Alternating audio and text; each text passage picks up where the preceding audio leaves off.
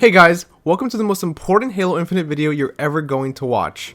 Or not. Today, I'm going to give you the 3 most important tips to practice on to improve your Halo Infinite gameplay. I'm not going to give you a 10 to 20 minute video giving you the most obscure tips that probably won't affect your gameplay. I'm going to give you 3 tips that will either make or break your game.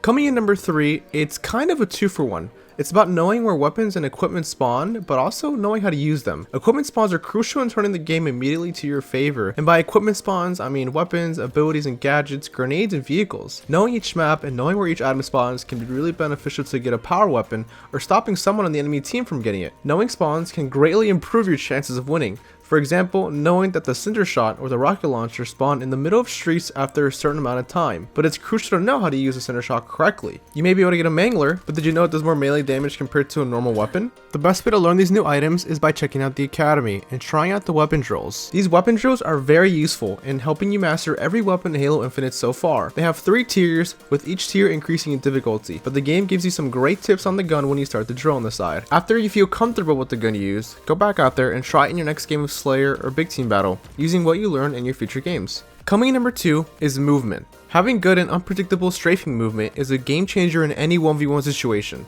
Knowing how to do the quote-unquote ninja slide to gain a big burst of movement by jumping and sliding is also a good advantage to have. You also need to know that jumping in a situation will only make things worse in a 1v1. Jumping makes it easier for your opponent to aim at you since they can predict your falling trajectory. So if there's one major movement tip I can give you is don't jump. Strafe back and forth in an unpredictable fashion and always try and keep your crosshair in your opponent to make up for your movement. Just to clarify, there are situations where jumping is useful, like when you're right in front of your opponent's face, but usually in medium to long range, it's certain death.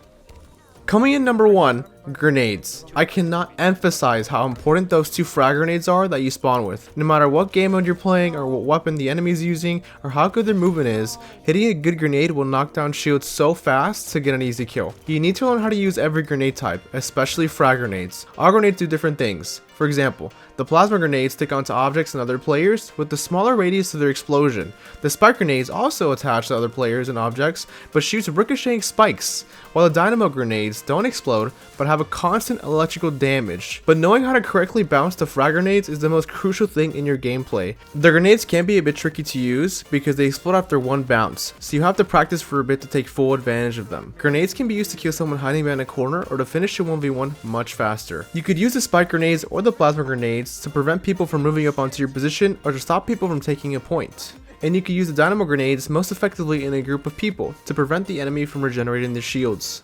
There may also be a situation where you're about to lose a fight with an opponent right on top of you, and throwing a grenade right below your feet will sometimes take your opponent with you. It's neat little tricks like this that will definitely change your games for the better. And that's it. Those are my 3 most important tips I can give you to help you improve in your Halo Infinite multiplayer experience. If you learned something new or enjoyed what you watched, consider subscribing. It helps out a lot, and thanks for watching.